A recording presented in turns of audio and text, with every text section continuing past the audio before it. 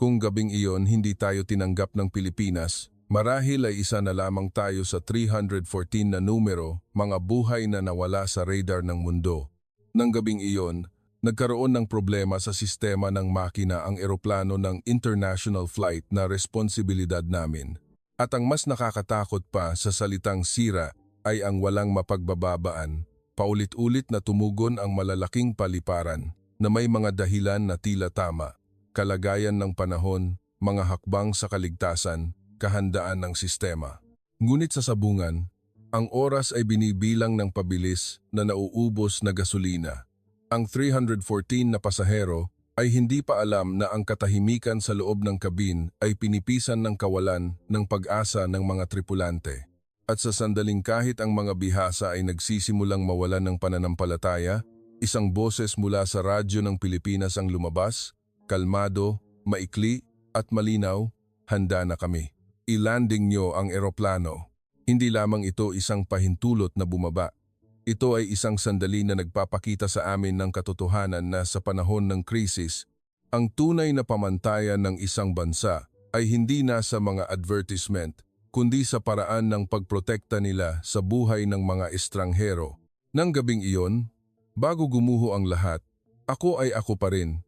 Isang babaeng Polish na naniniwala sa kaayusan, naniniwala sa pagsasanay, at naniniwala na sa kalangitan, walang mas nakakatakot kaysa sa takot mismo ng mga tripulante. Ako si Kasia Nowak, ang Chief Cabin Crew, at sa loob ng 13 taon, nabuhay ako sa mahabang ruta ng paglipad sa pagitan ng Europa at ng labas ng mundo. Lungsod pagkatapos ng lungsod, paliparan pagkatapos ng paliparan, nagbabago ayon sa schedule, ngunit ang aking tungkulin ay hindi kailanman nagbago, panatilihin ang katahimikan sa loob ng cabin, kahit na nanginginig ang sariling puso. Nakaranas na ako ng sapat na emergency.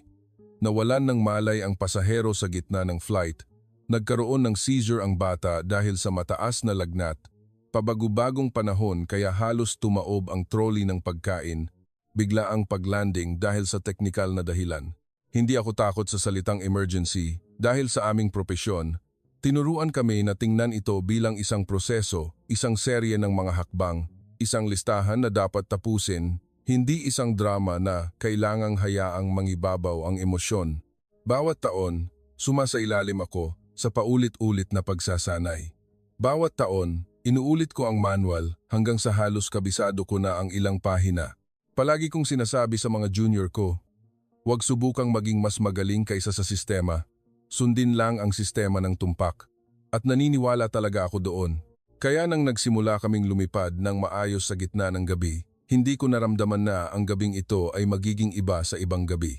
Tahimik ang cabin sa paraan na pinakanagugustuhan ng mga nagtatrabaho sa eroplano. Ang ilang bata ay natutulog, nakasubsob sa balikat ng kanilang ina. Ang ilaw mula sa mga screen ng pelikula ay sumasalamin sa mukha ng mga pasahero sa isang malambot na ritmo. 2 o 3 matatanda na binigyan ko lang ng kumot ay ngumiti ng pasasalamat na may malumanay na mata. May isang pasahero na nagtatrabaho pa rin, nakabukas ang laptop kahit huling-huli na. Ang tunog ng makina ay patuloy, parang mahabang hininga ng buong eroplano. Naglakad ako, sinuri ang likurang bahagi ng eroplano, tiningnan ang bawat miyembro ng team, at naramdaman na kontento ako na ang lahat ay nangyayari ayon sa normal na ritmo. Iyon ang pinakamapanganib na oras, kapag iniisip natin na ang lahat ay nasa kontrol. Sa simula, nagsimula ito sa isang napakaliit na senyales, napakaliit na marahil ay hindi napansin ng karamihan. Ang katahimikan mula sa sabungan na mas mahaba kaysa sa normal. Ang tono ng boses ng isang tripulante na tumawag sa akin sa interphone at huminto ng kalahating segundo bago magpatuloy. O kahit ang tingin ng isang junior na nakaupo sa kanyang posisyon malapit sa gitnang pinto. Tiningnan niya ako at mahinang nagtanong, "Ate, okay lang po ba ang lahat?" Agad kong sinagot, "Okay lang, nagsi-check lang ng sistema tulad ng dati." Na may ngiti na ginamit ko na nang di mabilang na beses sa loob ng 3 taon. Ngunit sa loob ko, nagsimula akong maramdaman ang isang bagay na hindi maipaliwanag. Hindi ito direktang takot, kundi isang bigat na dahan-dahang bumaba sa aking dibdib, Parang ang lahat ng 13 taon ng aking karanasan ay bumubulong, hindi tulad ng dati ang gabing ito. Nang tawagin ako ng kapitan sa sabungan, pumasok pa rin ako na may profesional na kilos. Kumatok ako sa pinto, bumukas, at nakita ang control panel na may mas maraming pulang ilaw ng babala kaysa sa dapat makita sa isang normal na flight. Ang mga ilaw na iyon ay hindi kumukurap ng malakas tulad ng sa pelikula, kundi tahimik at mas nakakatakot dahil nangangahulugan ito na totoo ang problema. Ipinaliwanag ng kapitan sa isang napakalmang boses, isang makina ang nawawalan ng thrust at ang ilang backup na sistema ay hindi matatag. Hindi pa ito sitwasyon na babagsak agad ang eroplano, ngunit hindi na tayo makakalipad ayon sa orihinal na plano. Kailangan nating maghanap ng emergency landing spot. Automatiko akong tumango. Ang katawan ko ay tumugon ayon sa pagsasanay na ginawa ko sa buong buhay ko. Nagsimula akong isipin ang anunsyo sa mga pasahero. Iyon ang una. Anong mga salita ang gagamitin upang hindi sila matakot? Gaano karami ang sasabihin upang mapanatili ang katotohanan ngunit hindi magdulot ng panic sa cabin? Alam ko ang aking tungkulin. Alam ko kung anong mukha ang dapat kong ipakita paglabas. Alam ko pa nga kung ilang beses akong dapat huminga ng malalim bago pindutin ang button ng anunsyo. Ngunit nang dumampi ang kamay ko sa pinto ng sabungan, napansin kong nanginginig ang aking kamay.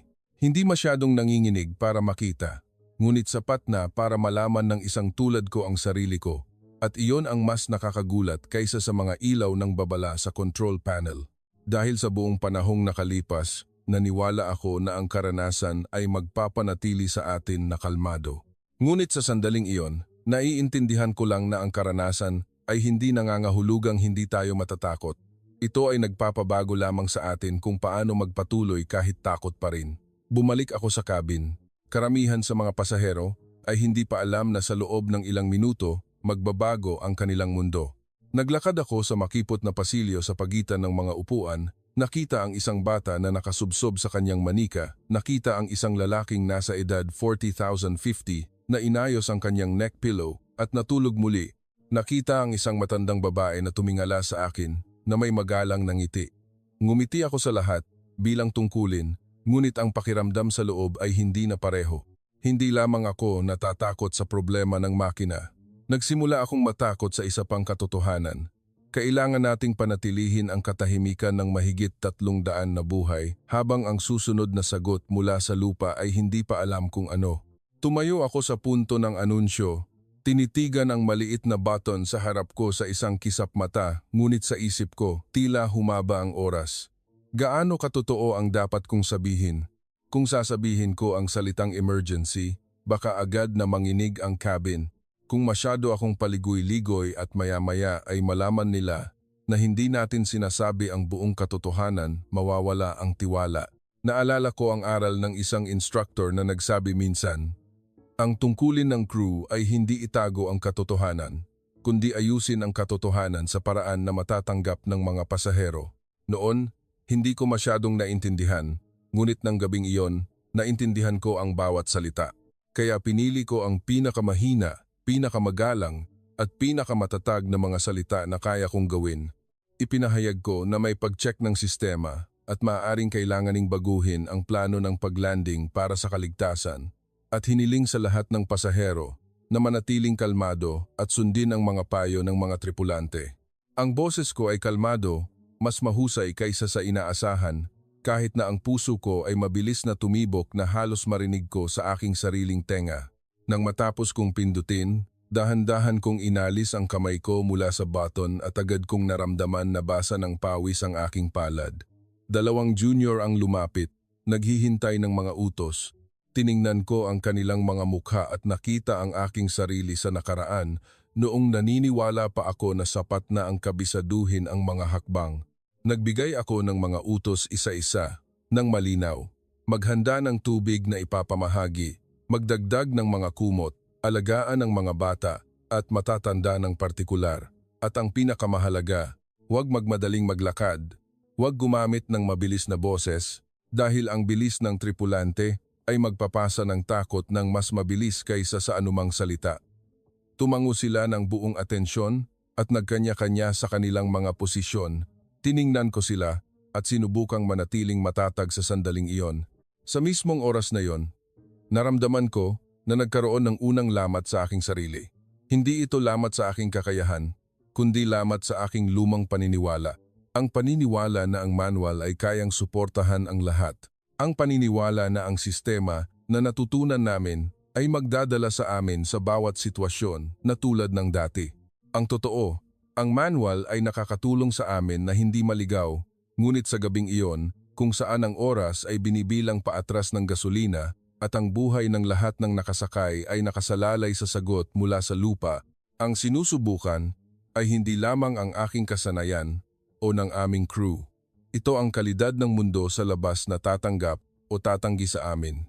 At hindi ko pa alam kung gaano kalamig ang isang bahagi ng mundo na unti-unting ipapakita sa akin ng mga sagot mula sa iba't ibang bansa sa loob ng ilang minuto bago ipapakita sa akin ng Pilipinas ang isa pang bahagi na hindi ko kailanman binigyan ng halaga.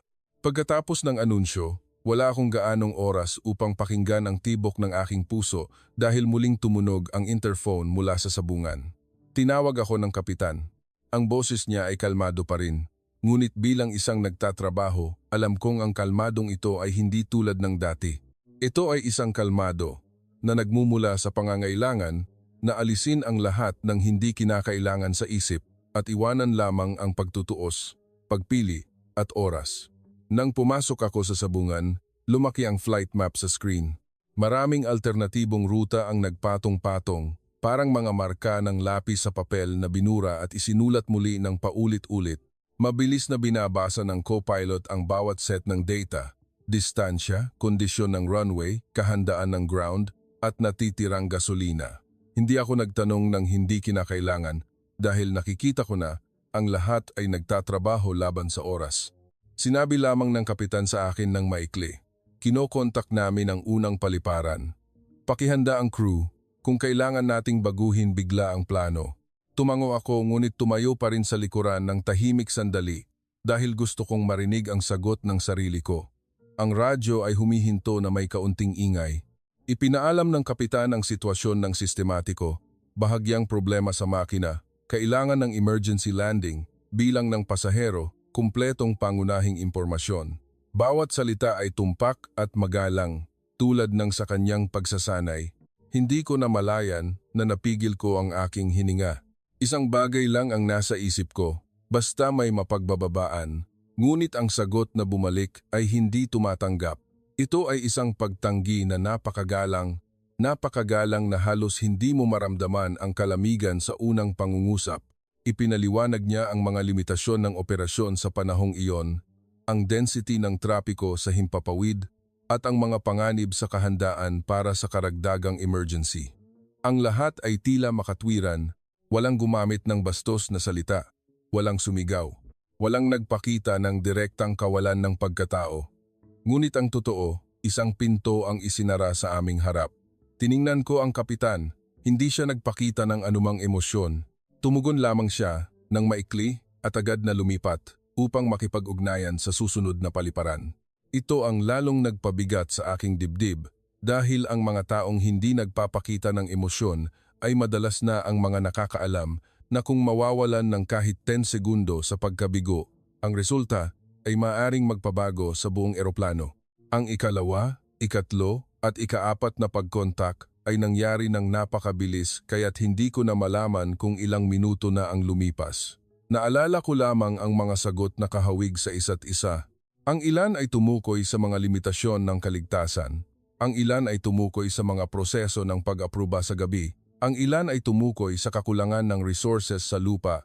At ang ilan ay tumugon na may boses na parang nagbabasa ng standard message mula sa isang dokumento sa harap nila na tila ang sitwasyon na kinakaharap namin ay hindi isang totoong pangyayari kundi isang kaso lamang sa isang listahan ng mga gawain. Hindi ako nagalit sa mga paliparan na iyon sa simpleng kahulugan dahil naiintindihan ko na ang bawat sistema ay may limitasyon at ang bawat isa ay may sariling dahilan.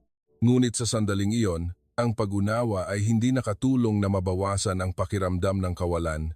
Kung mas formal ang mga sagot, mas naramdaman ko na unti-unti kaming lumalabas sa proteksyon ng salitang international cooperation at ang natitira ay ang raw na katotohanan na kung walang tatanggap sa amin, wala kaming mapagbababaan, anuman ang nakasulat sa manual. Ang co-pilot ay panapanahong nag-aanunsyo ng dami ng gasolina, hindi malakas ang boses niya, ngunit bawat pagbanggit ng numero ay parang maliit na martilyo na tumutuktok sa gitna ng katahimikan sa sabungan.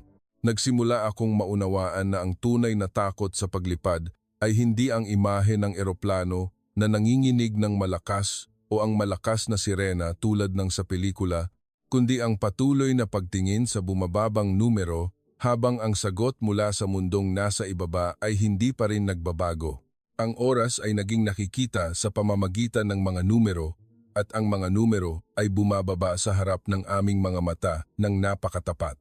Bumalik ako sa cabin upang panatilihing maayos ang sitwasyon sa harap at iyon ang sandali kung saan nagsimula akong makita ang pagbabago ng hangin sa cabin. Hindi ang hangin mula sa pressure system, kundi ang hangin ng damdamin. Ang ilang pasahero ay nagsimulang tumingin sa kanilang relo. Ang ilan ay pinindot ang button para tawagin ang tripulante na may mga simpleng tanong na mas mahirap nang sagutin. Bakit hindi pa tayo bumababa? Nagbago ba tayo ng ruta? Mas matagal ba tayong makakarating? Ang mga tanong na ito ay hindi bastos, ngunit senyales na ang kumpiyansa ng mga pasahero ay nanginginig ayon sa pabagal na ritmo ng flight. Sinagot ko ang lahat sa pinakamalumanay at matatag na boses na kaya kong gawin, gumagamit ng mga salita na hindi nagsisinungaling ngunit hindi rin nagdulot ng panik sa kanila.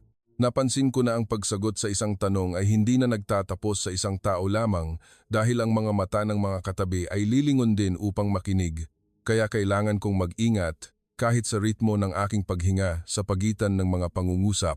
Ang aking tungkulin noon ay hindi lamang magbigay ng impormasyon, kundi panatilihin ang istruktura ng katahimikan ng buong cabin upang hindi ito masira. Magaling ang ginagawa ng mga junior ko. Dahan-dahan silang naglalakad ayon sa aking utos, yumuyuko kapag nakikipag-usap sa mga matatanda, nagbibigay ng tubig sa mga bata bago pa man sila umiyak ng malakas. May isang nagbigay ng malamig na tuwalya sa isang ina na nagsimulang manginig ang kamay nang hindi nagsasabi ng anumang labis. Tiningnan ko ang eksena at naramdaman ang pagmamalaki at kirot ng sabay. Pagmamalaki dahil ang aking team ay nakatayo pa rin ng maganda kahit hindi nila alam ang mangyayari sa susunod na kalahating oras. Kirot dahil alam kong sila ay umaasa sa sagot mula sa lupa, tulad ko, ngunit wala pa akong sagot na maibibigay kaninuman. May isang sandali na, isang maliit na batang lalaki ang tumingala sa akin at direktang nagtanong, "Nawawala po ba tayo?" Mas malalim ang tanong na iyon kaysa sa lahat ng tanong ng mga matatanda dahil napakatapat nito kaya't muntik ko nang masabi ang buong katotohanan.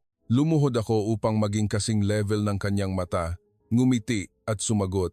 Hindi tayo nawawala, naghahanap lang tayo ng pinakaligtas na lugar na pagbababaan. Tumango ang bata na parang nasisiyahan sa sagot at muling yumakap sa kanyang unan ng mangtahimik. Ngunit ang pangungusap na iyon ay nanatili sa aking isip. Oo, hindi tayo nawawala. Hindi lang natin mahanap ang pinto na handang magbukas para sa atin. Nang muli akong pumasok sa sabungan, mas tumindi ang tensyon nang walang malakas na ingay. Ang kapitan ay hindi na nagsasalita tungkol sa malawak na posibilidad.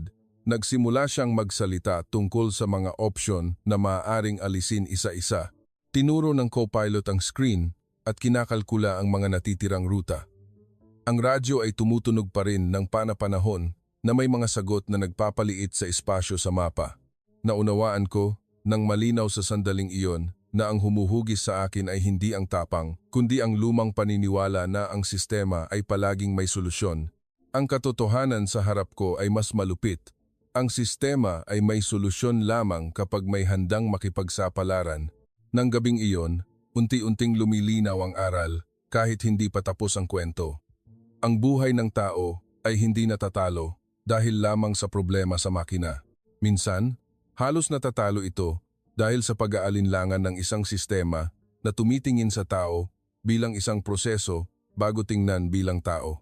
At kung gaano katahimik ang mundo sa amin, mas hindi ko namalayan na malapit na ang boses mula sa Pilipinas at sa paraan na magpapabago sa buong sitwasyon sa harap ko, at sa paraan kung paano ko sinusukat ang halaga ng isang bansa sa buong buhay ko. Nang muli akong pumasok sa sabungan, ang mapa sa screen ay hindi na mukhang mapa ng mga opsyon, kundi nagsimula itong magmukhang mapa ng mga bagay na unti-unting nawawala. Bawat opsyon ay isinasaalang-alang at tahimik na inalis, at kaunting pangalan na lang ang natitira na may posibilidad sa teknikal na paraan. Dinampi ng kapitan ang dulo ng kanyang daliri sa bawat punto sa screen nang hindi nagsasalita ng marami.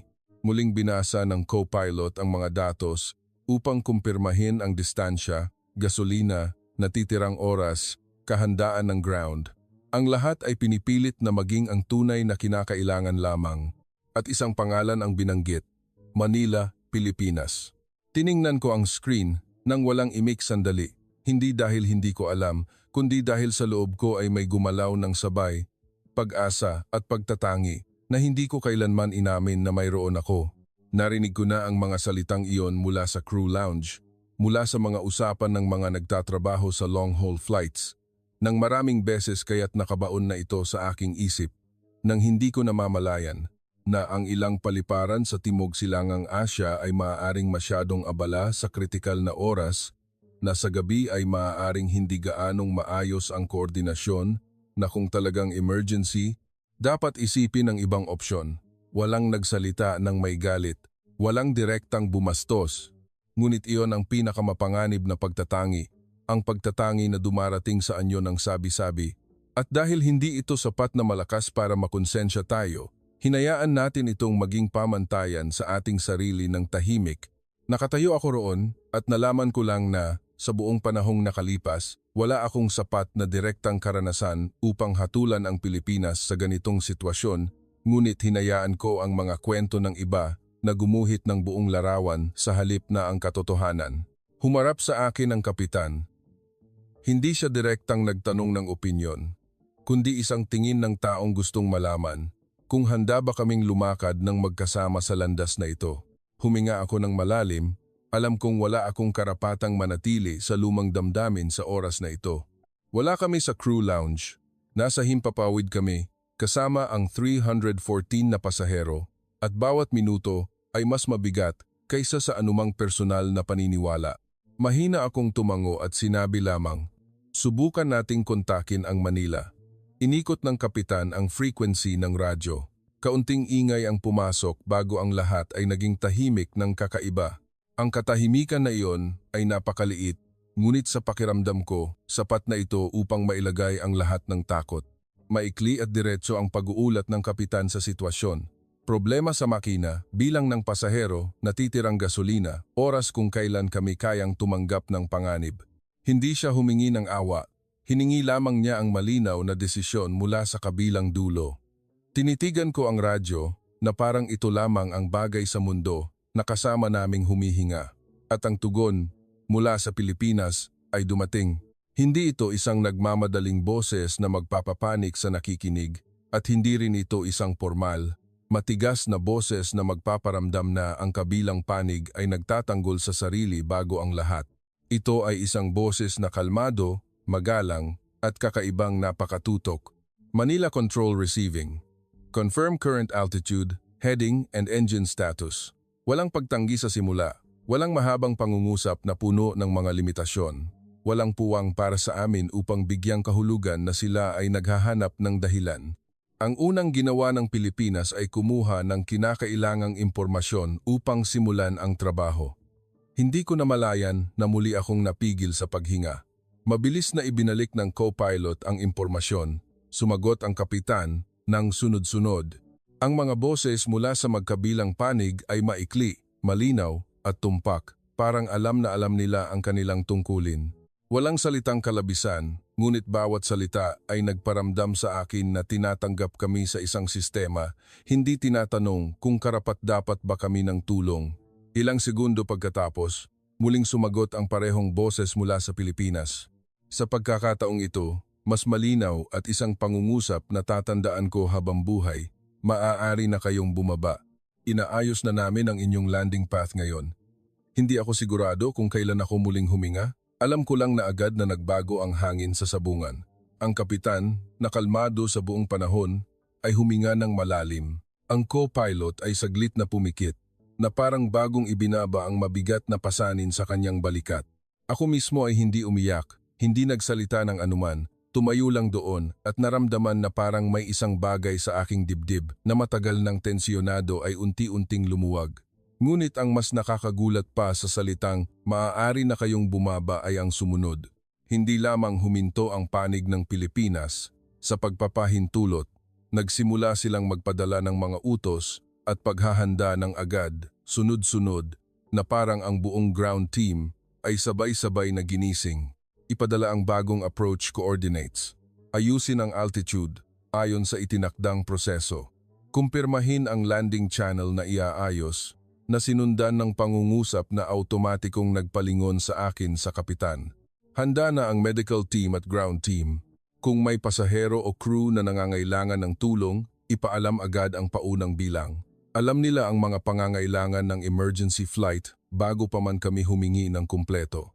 Sa totoong mundo ng trabaho, ang profesionalismo ay hindi sinusukat sa magagandang salita, kundi sa kakayahan ng kabilang panig na mag-isip ng maaga para sa iyo sa punto na wala ka pang sapat na lakas upang mag-isip. At sa sandaling iyon, naintindihan ko ang kahulugan ng salitang ito ng pinakamalalim sa unang pagkakataon.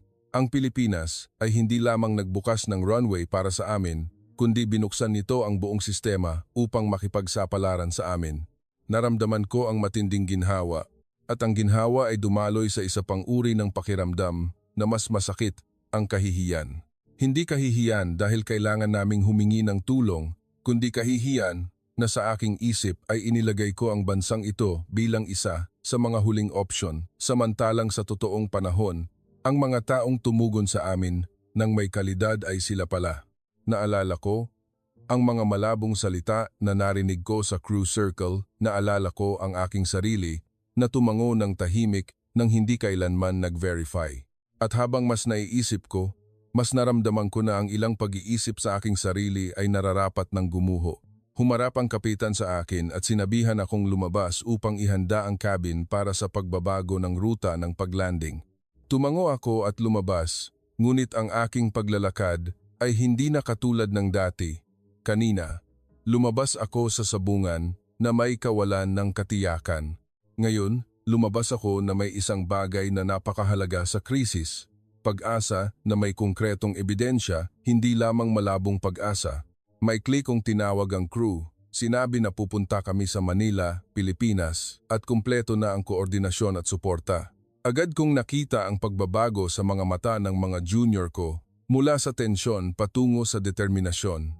Ang ilan ay tumango ng malakas, hindi mapigilan, dahil para sa isang tripulante, ang isang malinaw na pangungusap ay mas mahalaga kaysa sa 10 pangungusap ng pagpapayapa.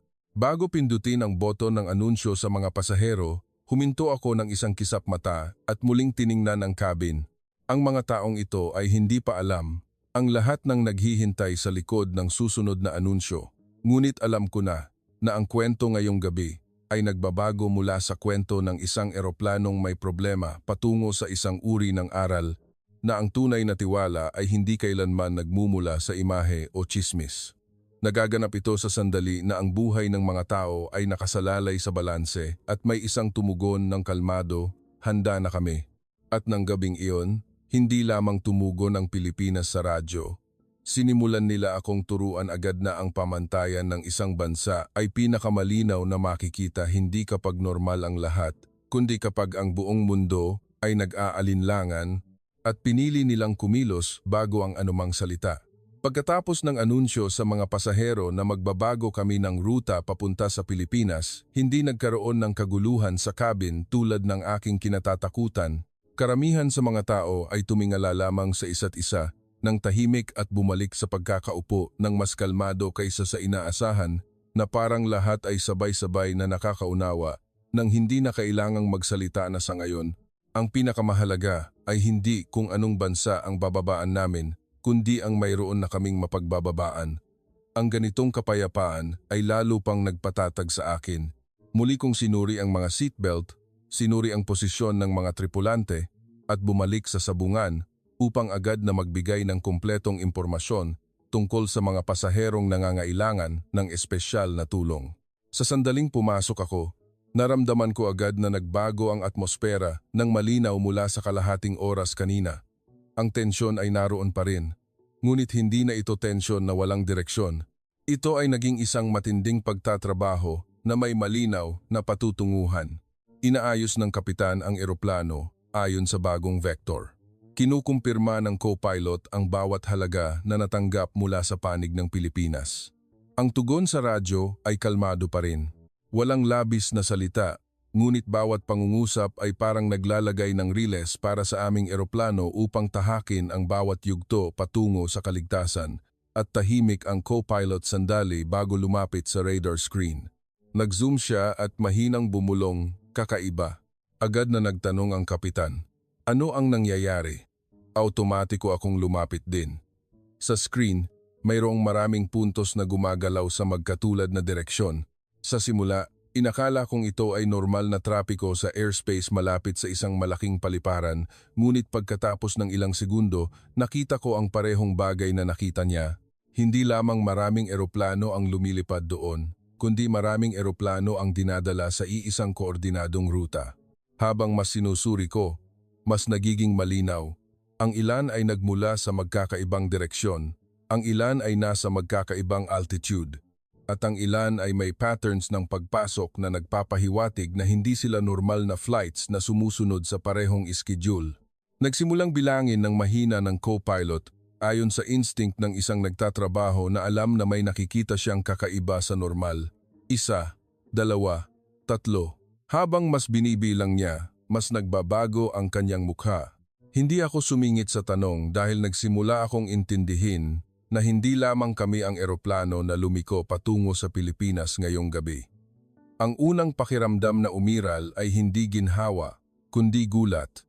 Kung maraming flights ang sabay-sabay na dumarating sa loob ng magkakasunod na oras, nangangahulugan iyon na ang presyon na iniisip naming kinakaharap ng Pilipinas para sa aming eroplano ay, sa katunayan, katumbas ng mga sumusunod. Sumunod ay, kung gayon, paano nila pamamahalaan ang lahat ng ito? Lalo na sa gabi at sa konteksto na maraming eroplano ang maaaring may magkakaibang uri ng emergency. Ilang beses ko lang nakita na ang trapiko sa himpapawid ay umabot sa ganitong antas kahit sa mga paliparan sa Europa na kilala sa mataas na pamantayan. Kung may maraming magkakasunod na emergency flights, ang karaniwang sumusunod ay ang holding order, isang pag-oorganisa ng pila na nagtatagal, mas mahigpit na komunikasyon, at minsan ay nagiging mas matigas sa ilalim ng presyon. Ngunit ito ang lalong nagpagulat sa akin. Ang panig ng Pilipinas ay hindi nagpadala ng anumang senyales na hindi nila nakokontrol ang sitwasyon. Ang mga bagong utos mula sa radyo ay dumarating ng pana-panahon, malinaw at may kaugnayan na parang nagmumula sa isang pangkalahatang pananaw, hindi lamang isang paglutas ng problema ng bawat eroplano.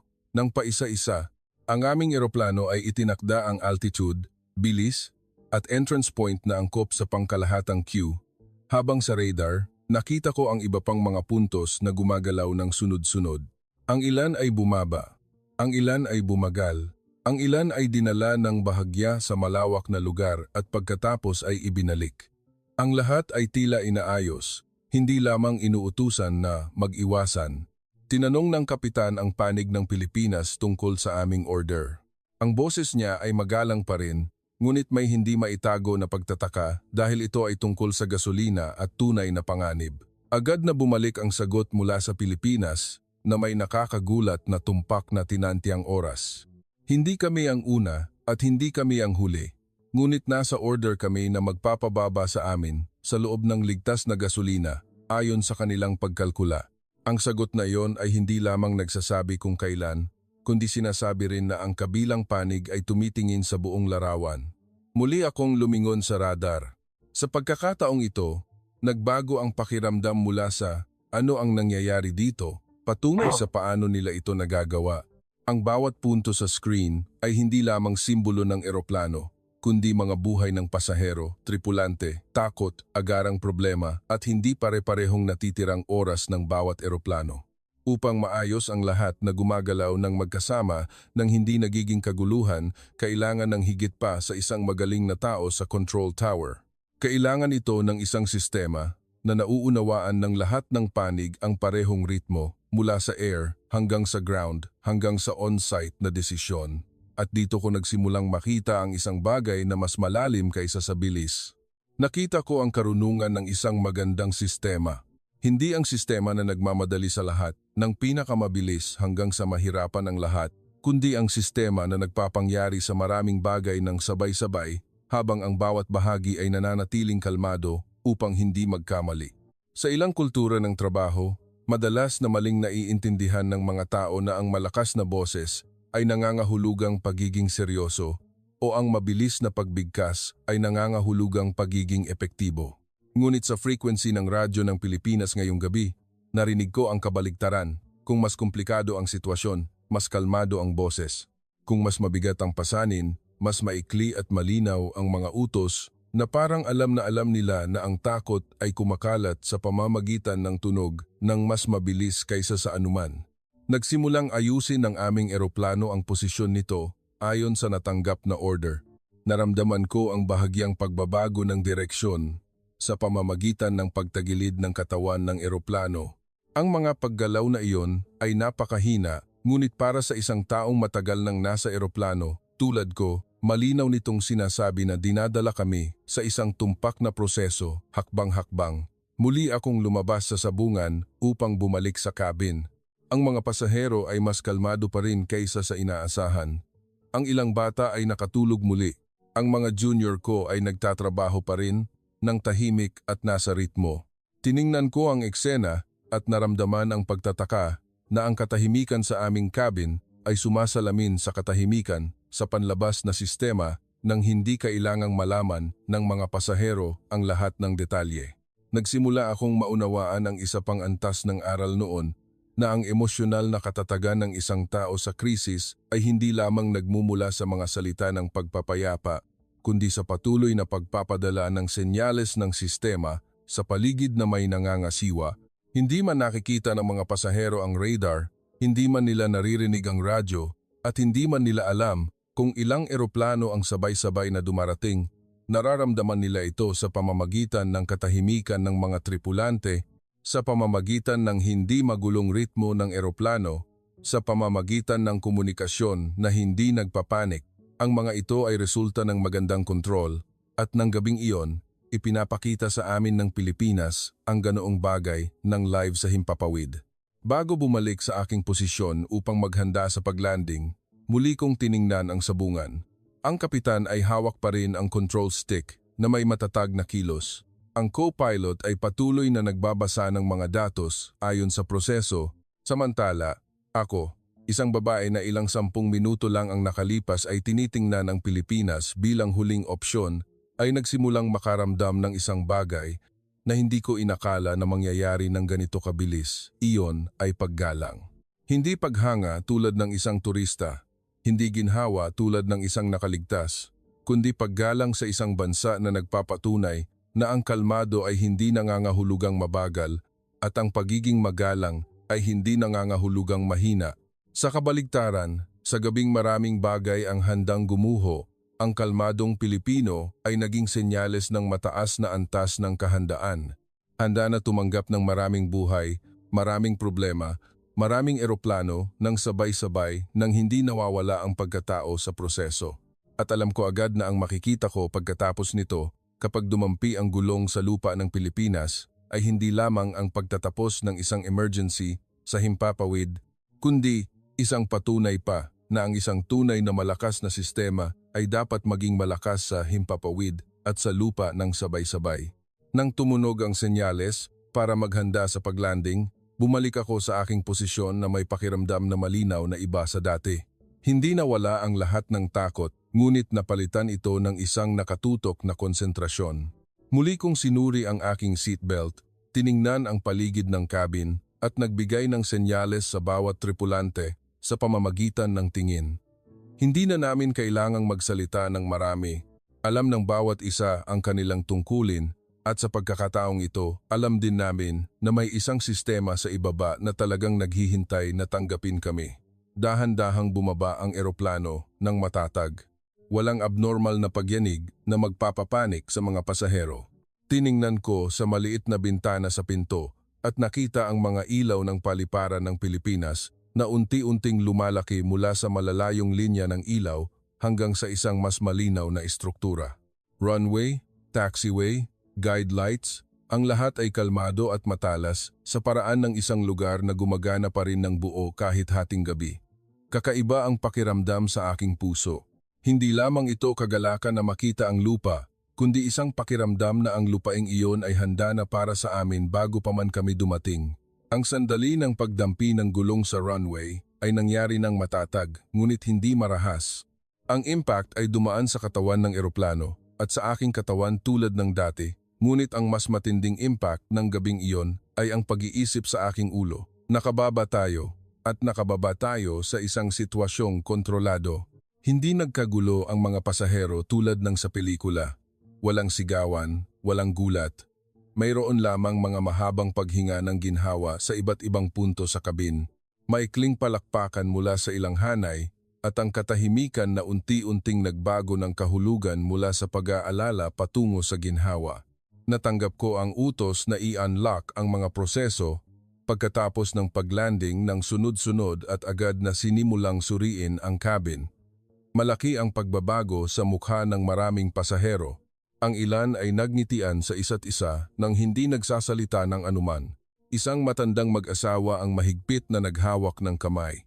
Ang bata na kanina ay nagsisimulang mag-iyak ay nakasubsob sa balikat ng ina ng tahimik, na parang alam ng kanyang katawan na tapos na ang panganib.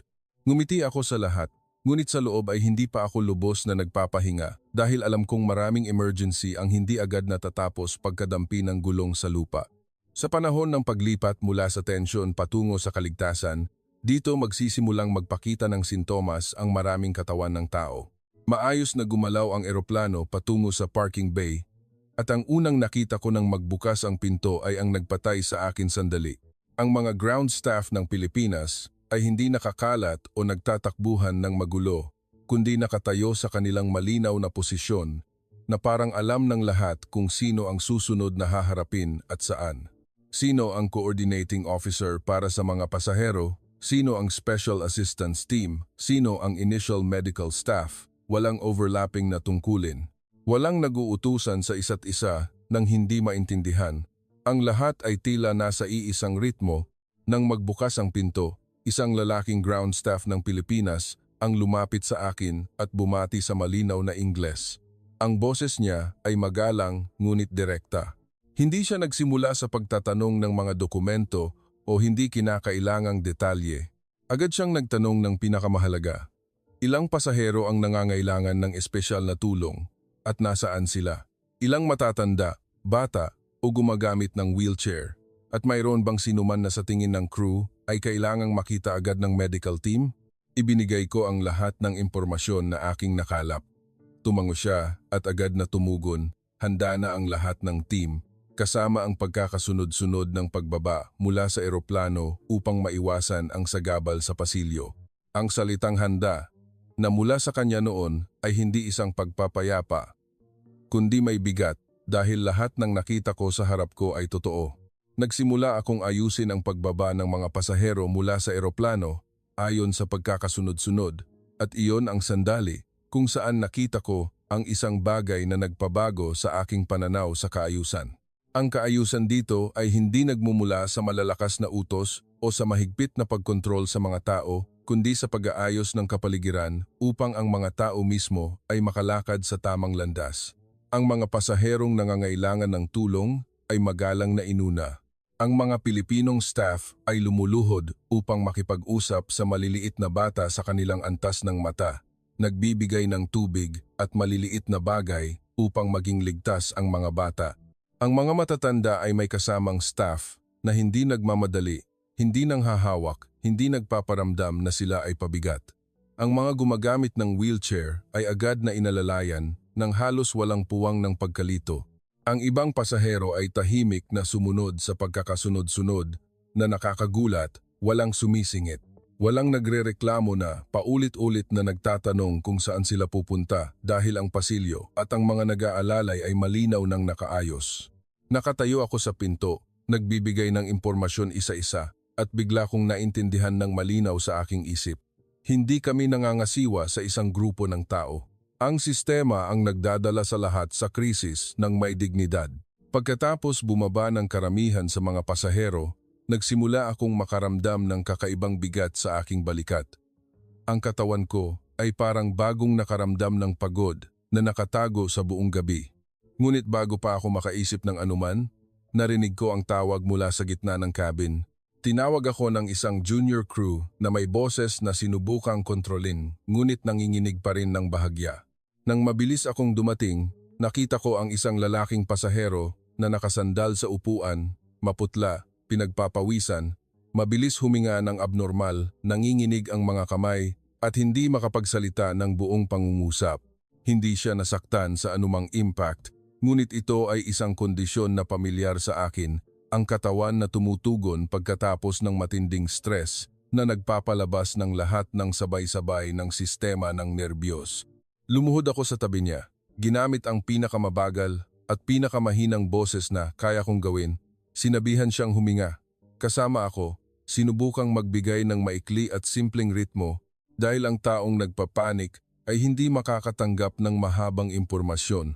Sa aking isip, iniisip ko ang susunod na mga hakbang ayon sa aking nakaraang karanasan, makipag-ugnayan sa ground staff, tawagan ang medical team, ayusin ang lugar para sa paglilipat. Ang lahat ng ito, sa maraming bansa, ay maaaring tumagal ng mas matagal kaysa sa kaya ng mga kamag-anak ng pasyente na tiisin ang pag-aalala. Ngunit ng gabing iyon, sa Pilipinas, hindi ko pa natatapos ang aking pangungusap sa junior nang muling magbukas ang pinto at 2 Pilipinong medical team kasama ang kanilang basic equipment ay umakyat na. Ang eksena na iyon ay nagpatay sa akin ng 1 segundo.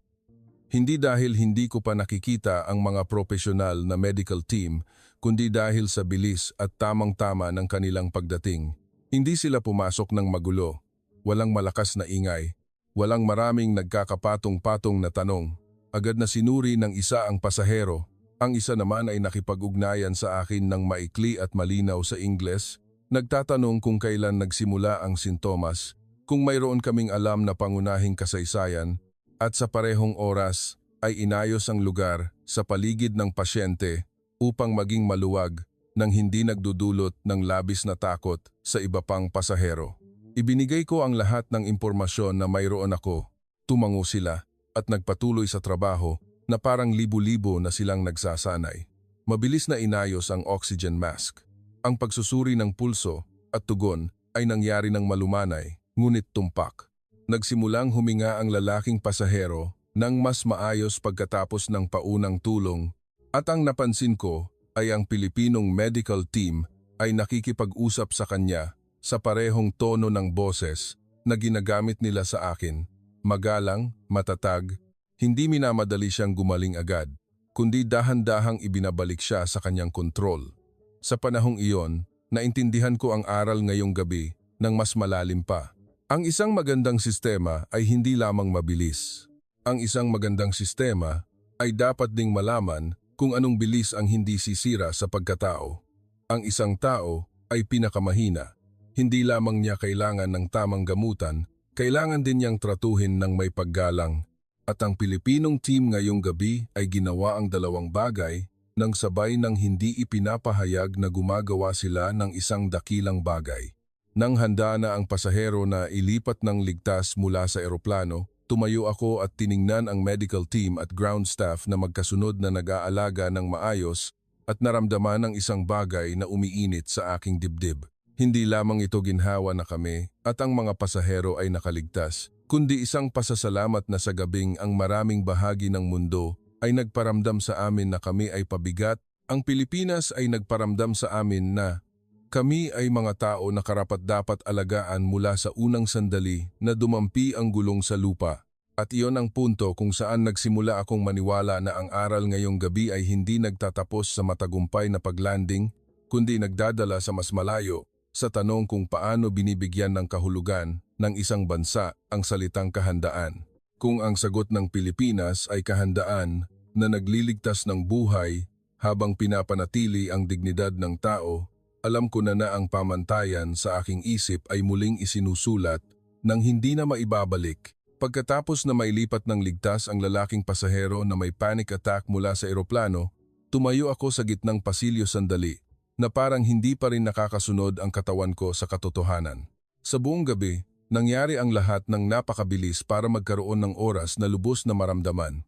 Nag-handle kami, nagdesisyon, pinakalma ang damdamin ng iba, sinunod ang mga hakbang, nagsalita kapag kailangan magsalita, nanahimik kapag kailangan manahimik, na parang ako ay isang bahagi ng gear na hindi dapat huminto sa pag-ikot.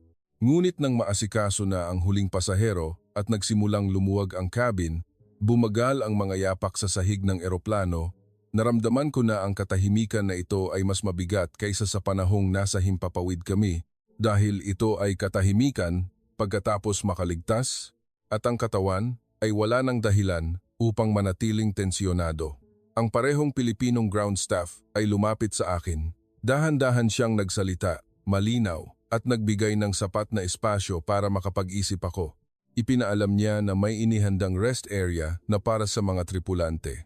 Kung matapos na ang aming team sa mga internal na proseso, maaari na kaming lumipat upang magpahinga agad. Hindi siya nagsalita ng may tono ng pagpapasa ng misyon, kundi nagsalita na parang alam niya na pagkatapos ng emergency, ang kailangang alagaan ay hindi lamang ang eroplano o ang mga pasahero, kundi pati na rin ang mga taong kakatapos lang buhatin ang buong eroplano sa loob ng ilang oras. Lumingon ako sa bawat junior ko. Ang ilan ay nakatayo pa rin ng tuwid ayon sa disiplina. Ang ilan ay sinubukang ngumiti na parang walang nangyari. Ngunit ang bahagyang pagbagsak ng kanilang mga mata ay nagsabi sa akin ng lahat. Tumango ako sa kanila at mabilis na tinipon ang team para sa huling check ng kahandaan bago bumaba ng eroplano. Sa panahong iyon, walang direktang nagsalita ng salitang pagod. Kami ay mga tripulante. Sinanay kami na itago ang salitang ito hanggang sa huli. Ngunit nakita ko ito sa mga kamay na bahagyang bumagal sa pagkilos, sa paghinga na mas malalim kaysa sa normal at sa katahimikan ng taong karaniwang pinakamadaldal sa team. Sa wakas ay lumabas kami ng eroplano nang magkasama at dinala sa rest area, isang lugar na inihanda malapit sa paliparan. Sa daan, inakala kong ito ay isang ordinaryong lounge lamang o isang hotel na mabilis na inihanda na sapat na ang magamit. Ngunit sa sandaling pumasok ako, alam ko agad na mali na naman ang aking pag-iisip. Ang lugar na iyon ay hindi marangya sa kahulugan ng mamahaling dekorasyon, kundi disenyo ito na may malinaw na pag-unawa sa mga taong kakatapos lang ng matinding stress. Hindi masyadong maliwanag ang ilaw kaya't hindi nakakasakit sa mata. Tamang-tama ang lamig ng hangin kaya't hindi naninigas ang katawan. May mga sulok para umupo ng tahimik ng hiwalay at mga sulok kung saan maaaring magkasama ang team nang hindi naiilang. May malinis na tuwalya, mainit na tubig, inuming tubig at mga herbal na inumin ng Pilipinas na may mahinang amoy ng luya na lumulutang kahit hindi pa nakaupo. Walang nagpaliwanag ng mahaba kung gaano sila kagaling. Walang slogan, walang labis na pagpapakita. Mayroon lamang isang babaeng Pilipinong staff na bahagyang nagmano at nagsalita sa malumanay na boses. Napagod po kayong lahat ngayong gabi. Magpahinga po muna. Kung may kailangan kayo, sabihin lang po agad. Napakasimple ng pangungusap na iyon, ngunit hindi ko alam kung bakit agad nitong pinatigas ang aking lalamunan. Marahil sa loob ng maraming oras, tinawag kami sa mga salitang may kinalaman sa tungkulin, crew, cabin, emergency retort. At ito ang unang pagkakataon na mayroong nakipag-usap sa amin na parang nakikita ang pagod ng isang tao bago ang kanyang tungkulin. Mayroong inihandang maluwag na damit na pamalit, kasama ang malinis na tsinelas na nakahanay ng pares. Hinawakan ko ang damit sa aking kamay at tiningnan ang aking uniforme sandali. Ang uniforme na ito ang nagpatatag sa akin sa loob ng 13 taon. Tinuruan ako nito na maging punctual, kontrolin ang aking ekspresyon, magsalita sa matatag na boses kahit na nanginginig ang loob ko. Ginawa ako nitong chief cabin crew sa paningin ng iba at nang gabing iyon, tinulungan din ako nito na malampasan ang krisis. Ngunit nang pumasok ako sa dressing room at nagsimulang tanggalin ang bawat butones, naramdaman ko na parang may tinatanggal akong hindi lamang tela. Tinatanggal ko ang pasanin na aking binubuhat nang hindi ko namalayan, nang matanggal ang uniforme sa aking balikat at nagpalit ako ng komportableng damit na inihanda. Tila lumundo ng bahagya ang katawan ko, hindi lamang dahil sa pagod, kundi dahil hindi na kailangan pang panatilihin ang dating tindig. Tiningnan ko ang sarili ko sa salamin at halos hindi ko makilala ang babae sa salamin. Ang babae noon ay hindi ang kumpiyansang chief cabin crew na kayang sagutin ang lahat ng tanong agad, kundi isang tao na kakatapos lang ng isa sa pinakamahabang gabi sa kanyang buhay at sinisikap pa ring makasabay sa kanyang sariling damdamin. Nang lumabas ako, ang ilang junior ko ay nakapagpalit na ng damit at tahimik na nakaupo, humihigop ng mainit na herbal na inumin. Ang ilan ay nakasandal ang ulo sa upuan, tulad ng isang pinayagan na magpahinga ng totoo. Hindi masyadong madalas na nanghihimasok ang mga Pilipinong staff, ngunit hindi rin sila nawawala sa paningin. Mayroong nagdaragdag ng mainit na tubig, mayroong nagdadala ng mainit na lugaw at sabaw nang hindi pinipilit kumain. Mayroong hiniwang prutas na tamang-tama ang laki. Mayroong manipis na kumot para sa mga madaling lamigin.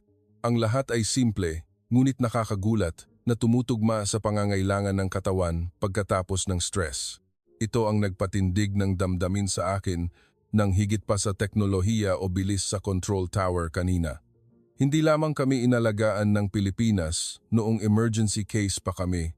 Pagkatapos ng panganib, patuloy pa rin silang nag-aalaga sa bahagi na madalas na nalilimutan ng karamihan, ang pagod na hindi nakikita, ang shock na walang tunog, at ang panginginig sa puso na nangyayari pagkatapos lumuwag ang lahat.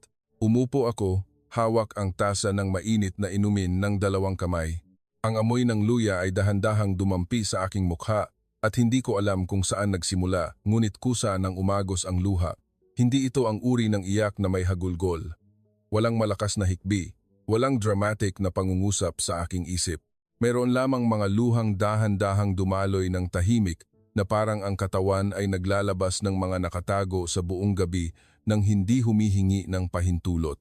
Sinubukan kong punasan ito ng mabilis, ayon sa aking nakasanayan, ngunit isang junior na nakaupo sa tabi ko ay inabot lamang ang isang tissue at mahinang hinawakan ang aking kamay nang walang sinasabi.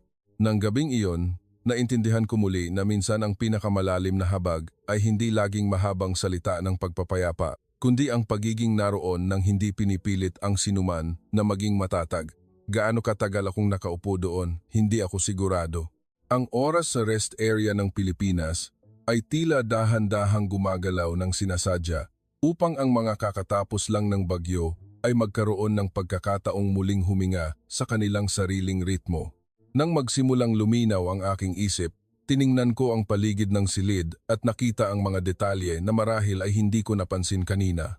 Mga signages sa maraming wika, anti-slip na sahig, ilaw na hindi nakasisilaw, mga sulok na inayos upang hindi masyadong magkaharap ang mga taong nangangailangan ng privacy. Ang maliliit na detalyeng ito ay nagsasabi sa akin na ang pag-aalaga na ibinigay ng Pilipinas sa amin ay hindi nagmula sa personal na kabutihan lamang, kundi ito ay pinag-isipan, dinisenyo, at paulit-ulit na ginawa hanggang sa maging tunay na sistema ng serbisyo sa panahon ng krisis. Narinig ko na ang salitang hospitality ng maraming beses sa konteksto ng turismo, mga hotel, ngiti, pagkain, pagtanggap. Ngunit ng gabing iyon, nakita ko ito sa ibang dimensyon, isang dimensyon na walang kinalaman sa impresyon ng turista, kundi tungkol sa pagpapanatili ng mental na estado ng tao pagkatapos dumaan sa bingit. Ang kalmadong Pilipino ngayong gabi ay hindi lamang ang pagiging kaibig-ibig o pagiging mapagbigay ayon sa kagandahang asal. Ito ay bahagi ng kakayahang gawing hindi sirain ng emergency system ang tao habang nililigtas ang buhay ng tao. At iyon ang nagpalalim ng aral ngayong gabi. Ang isang tunay na malakas na bansa ay hindi lamang isang bansa na may magandang teknolohiya o mabilis magdesisyon sa control room, kundi isang bansa na alam na pagkatapos iligtas ang buhay, kailangan pa ring tulungan ng tao na makabalik sa kanyang sarili. Kaya ang tunay na kahandaan ay hindi nagtatapos sa runway, Hindi nagtatapos sa ambulansya o emergency room, kundi nagpapatuloy hanggang sa mainit na tasa ng tubig, tamang-tamang ilaw, at simpleng pangungusap na nagsasabi sa mga estranghero, magpahinga po muna. Nang gabing iyon sa Pilipinas, hindi lamang ako nakakita ng isang epektibong sistema. Nakakita ako ng isang bansa na seryosong inilagay ang habag sa sistema. At kapag ang habag ay naging sistema, hindi na lamang ito isang impresyon kundi nagiging pambansang lakas na tumutulong sa katawan, takot at dignidad ng mga tao ng sabay-sabay. Ilang araw pagkatapos bumalik sa Europa, umupo ako sa harap ng emergency report document, ang parehong dokumento na sinulat ko na nang di mabilang na beses. Parehong mga field, parehong mga heading, parehong pagkakasunod-sunod ng mga pangyayari. Ngunit sa pagkakataong ito, huminto ang aking mga daliri sa keyboard ng mas matagal kaysa sa dati dahil alam ko na kung isusulat ko lamang ang tungkol sa makina, gasolina at mga hakbang sa pagbabago ng ruta, halos mawawala ang katotohanan ng gabing iyon. Kaya sinimulan ko ang ulat sa isang pangungusap na hindi ko inakala na maglalakas loob akong isulat sa isang opisyal na dokumento. Ang nagligtas sa amin ay hindi lamang ang runway, kundi ang sistema na inihanda ng may kalmado at pagkatao ng Pilipinas. Maraming nag-function sa kumpanya at nanahimik. Ang ilan ay naniwala, ang ilan ay nag-aalinlangan pa rin, ngunit hindi ko sinubukang talunin ang sinuman sa pamamagitan ng emosyon. Nagkwento ako sa pamamagitan ng mga katotohanan, ang katumpakan, sa himpapawid, ang kahandaan sa lupa, ang pag-aalaga sa mga pasahero at ang pagpapagaling sa mga tripulante pagkatapos ng krisis. Pagkatapos, sinabi ko sa mga junior team ko ang isang pangungusap.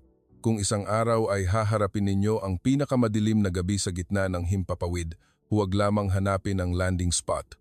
Hanapin ang lugar na handang tumanggap ng buhay ng tao.